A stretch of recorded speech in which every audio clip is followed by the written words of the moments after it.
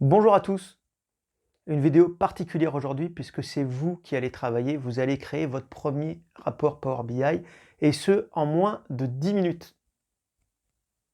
En effet, on va profiter du fait que Power BI dans sa version desktop est gratuite.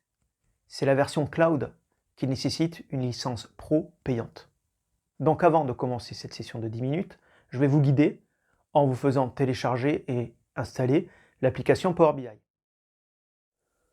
Pour enregistrer Power BI, on va aller sur un moteur de recherche et on va taper Power BI Download. Dans les résultats de recherche, on va chercher le premier lien Power BI où on voit téléchargement Microsoft Power BI. Vérifiez bien que c'est un lien Microsoft. On clique dessus, ça nous amène à la page Microsoft de téléchargement de Power BI. On va regarder Microsoft Power BI Desktop et on va cliquer sur Options de téléchargement avancé. Là, on va cliquer sur Download directement, ce qui va nous amener aux deux versions de Power BI. Je vous propose de prendre celle 64 bits si votre PC l'accepte. Donc, le fait de cliquer sur Next va déclencher le téléchargement. Une fois téléchargé, c'est un fichier classique d'installation. On va lancer, suivant, terminé. Pour achever la phase de préparation, je vais vous faire copier le lien de la base exemple. Ce lien se situe sur mon site minutemind.net. Donc on va aller sur le site minutemind.net et en haut à droite, il y a des tags. Il y en a un qui s'appelle Northwind.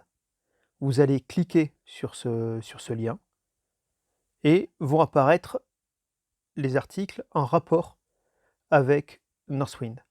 Il y en a un qui s'appelle le modèle exemple Northwind. On l'ouvre et au beau milieu de la page, vous verrez une URL et il faudra juste copier cette URL. C'est celle qui commence par HTTPS. Et c'est maintenant qu'on est prêt et qu'on se donne les 10 minutes. Donc la première chose qu'on fait, on lance Power BI. Vous atterrissez sur cet écran et vous voyez en haut à gauche Get Data ou Obtenir des données selon votre langue. On va directement cliquer dessus. Là, Power BI va proposer tous ces connecteurs. Alors, le connecteur qu'on va utiliser se situe dans la partie Other ou Autre. On va utiliser OData Feed. On l'ouvre et on a une boîte de dialogue où il faut saisir l'URL. Et là, vous allez faire CTRL-V parce que vous avez déjà dans le presse-papier l'URL exemple. Ensuite, vous validez en appuyant sur OK. Power BI va interroger cette base à distance, qui est la base exemple classique de Microsoft.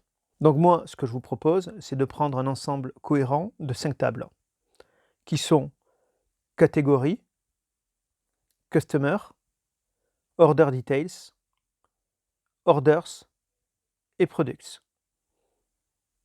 Une fois sélectionné, on va cliquer sur Transform Data. Power BI va alors ouvrir l'éditeur Power Query. C'est la partie où on va préparer les données. Donc si vous voulez supprimer des colonnes, supprimer des lignes, remplacer du texte par un autre texte, diviser les colonnes, bref, toutes les opérations de préparation de données sont là, mais dans notre cas, cette phase n'est pas nécessaire ici, mais dans la vie réelle, oui, on en a besoin. Une fois que cette phase est terminée, on va cliquer en haut à gauche sur Close and Apply. Power BI lance le téléchargement de ces tables. On va aller directement dans la partie modélisation. Dans cette partie sont représentées les tables, donc on va déjà les remettre en ordre. Et ensuite, je vais vous expliquer un petit peu en quoi consiste quand même le modèle, parce qu'il faut bien comprendre quand même sur quoi on travaille. Ces tables téléchargées représentent la partie commande d'un système d'information. Vous pouvez voir que des ordres de commande sont associés à des clients.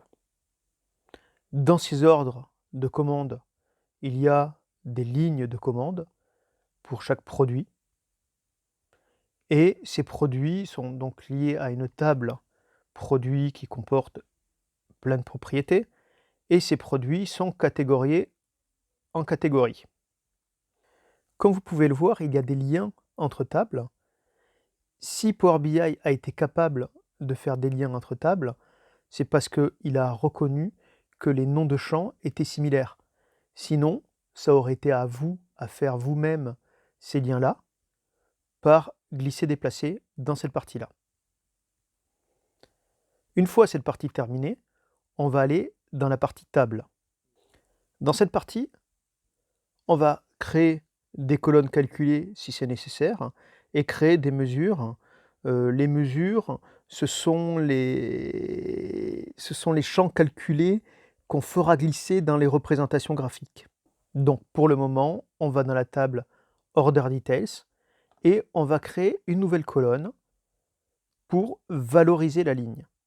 En effet, pour chaque produit, j'ai un prix unitaire, une quantité, un taux de discount, mais je n'ai pas la valorisation de la ligne. Donc en gros c'est quoi le revenu à espérer? C'est le prix fois la quantité unitaire fois 1 moins le taux de discount. Donc vous voyez, on est en DAX, mais c'est très similaire à Excel.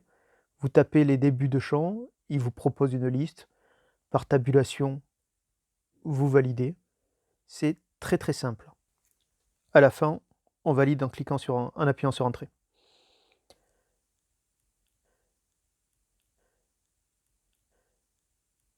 Ensuite, on va créer une mesure. Donc toujours pareil, on clique sur Nouvelle mesure, New Measure. Et ici, on va dire que c'est la somme du revenu. Habituellement, mes noms de mesure commencent toujours par M underscore pour pas que je les confonde avec des noms de colonnes. Donc je valide une fois de plus en cliquant sur Entrée. Vous voyez à droite, la mesure apparaît avec une petite calculatrice à côté. C'est à ça qu'on reconnaît les mesures. C'est très important de les repérer. Vous pouvez voir aussi qu'on peut les formater. Ça veut dire que en mettant ce format, quand je les utiliserai ultérieurement, elles seront toujours reprises avec ce format.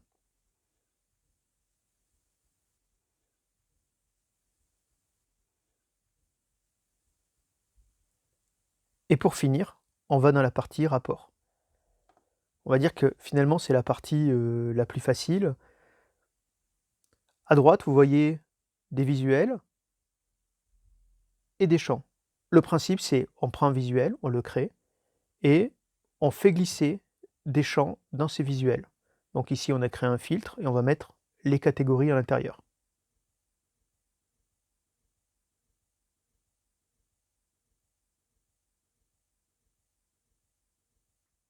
Maintenant, on va créer un deuxième visuel, un histogramme.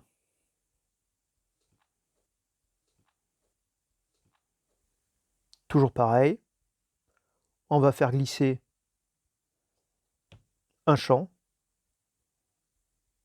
Et là, pour la valorisation, on va utiliser la mesure.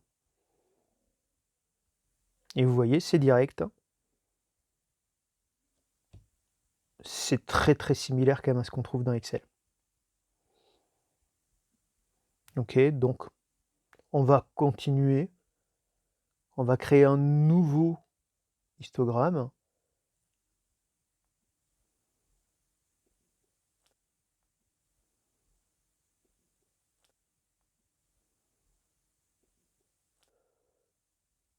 On va choisir, toujours pareil, de faire glisser le revenu parce que c'est le revenu qu'on va analyser, mais cette fois-ci par client.